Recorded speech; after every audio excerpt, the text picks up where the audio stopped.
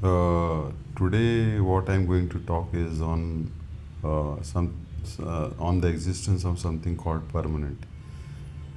There is a hypothesis that change is the only permanent thing in the world, and based on this hypothesis, people have concluded that there is no such thing called permanent. But let's say liquid. Liquid is generally very fluid, and it's always in the very much in movement state.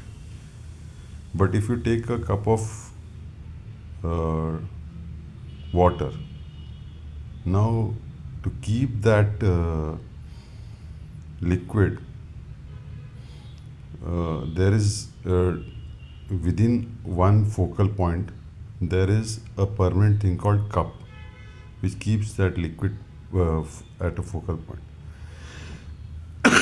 If everything was changed, what would happen is like my thoughts would be roaming around in the atmosphere. My emotions will be roaming around in the atmosphere. My atoms will be roaming around in the atmosphere. To that state, to that point, that there won't exist anything, but there is a thing called existence. Now, for example, uh, my thoughts, my emotions, as a source of inspiration, are held together at one focal point, that is myself.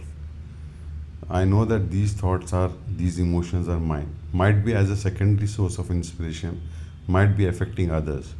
But as a primary source of inspiration, I know that it is mine.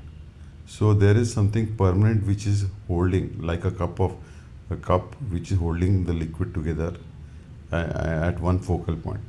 Otherwise, my thoughts would be floating around, my emotions will be floating around, my atoms would be floating around to that state that there won't exist anything, but there is existence. So when there is existence, as a relative term, I have a focal point which is holding my thoughts, my emotions as a source of for primary source of inspiration to myself.